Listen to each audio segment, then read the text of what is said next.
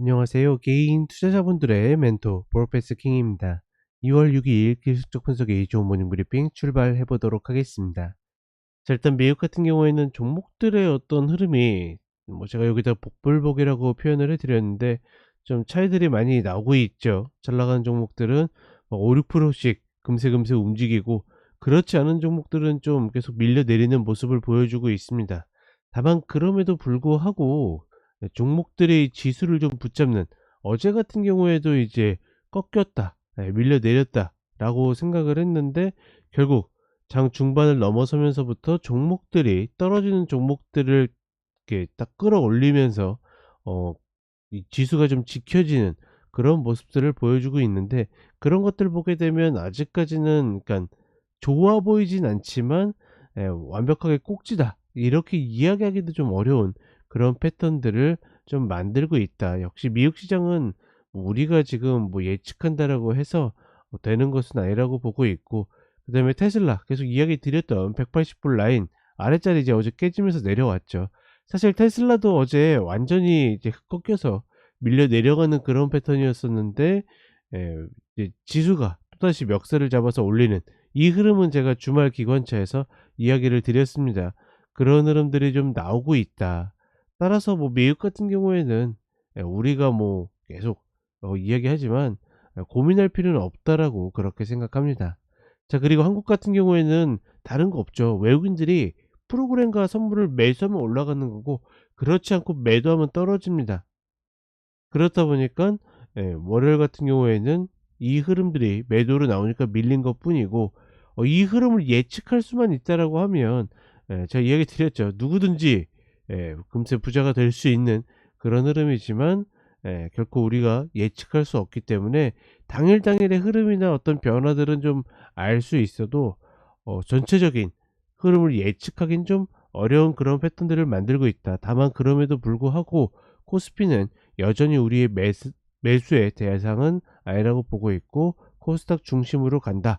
우리가 매매를 할 수 있는 것들만, 혹은 전략을 세울 수 있는 것들만 한다라는 거, 그 부분만 인지하고 간다라고 그러면 사실 그렇게 어렵지는 않다 이렇게 보고 있습니다. 자, 이런 부분들 차트 보면서 같이 살펴보도록 하겠습니다.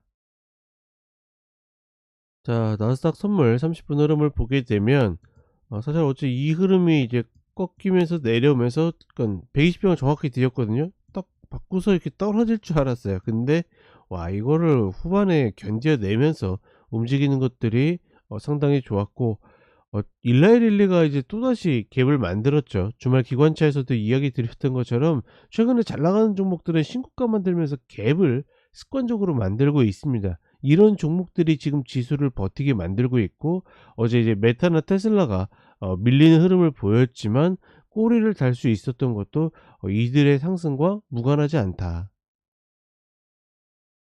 예, 그런 흐름들이 결국은 이렇게 꼬리를 만들게 하는 그런 패턴들을 좀 도와주고 있죠. 그렇다 보니 우리가 여전히 미국 시장은 꺾였다 뭐했다 이야기하기가 좀 어렵다. 우리 시장도 굉장히 다이나믹하게 움직이고 있죠. 어제 코스피가 2% 넘게 빠지다가 꼬리를 달면서 이렇게 마감을 했습니다. 어제 만약에 그대로 끝났으면 굉장히 좀 웃길 뻔했는데, 어찌 되었거나 제가 이야기 드렸지만 2607 라인 여기에서는 추격하는 자리가 아니라, 그쵸, 매도를 하면 매도를 했지 따라갈 수는 없는 자리다. 말 그대로 지금 금융주들이 막 7%씩 빠지다가 2%로 올라오고 이런 식으로 변동성을 만들고 있는데, 전체적으로 외국인들이 선물과 프로그램 매수에 혹은 매도에 의한 어떤 변화들이 계속 장중에도 현란하게 움직이고 있어서, 그런 것들을 한 땀 한 땀 다 따라가는 것은 제가 봤을 때는 아니다라고 보고 있고, 전반적으로 최근에 급등했었던 어떤 저 PBR주를 쫓아가는 것들은 지금 우리가 할 수 있는 매매는 아니다. 다시 한번 이야기를 해 드리고, 코스닥 같은 경우에는 계속 이야기 드렸죠. 실질적으로 매도를 막고 있는 그런 패턴들인데, 어 코스피가 저런 식으로 올라오면서 좀 수혜를 받은 면들이 있다. 어제도 계속 시장 전체적으로 봤을 때 종목들이 매도를 맞는 모습들을 보여줬습니다. 다만 그럼에도 불구하고 지금 좋은 자리들 오는 종목들 많이 있기 때문에 코스닥 같은 경우에는 내가 노리는 종목들이 자리에 왔을 때 어떤 커트율만 만들어진다라 그러면 접근하는 데는 별 문제 없다. 저는 어찌 되었거나 잡을 수 없는 혹은 전략이 나오지 않는 코스피보다는 내가 할 수 있는 코스닥이 잘린다 하더라도 좀 더 낫다라고 그렇게 판단을 해 봅니다. 자, 이렇게 이야기 드렸고 저는 오전 시황과 종목대 다시 찾아뵙도록 하겠습니다.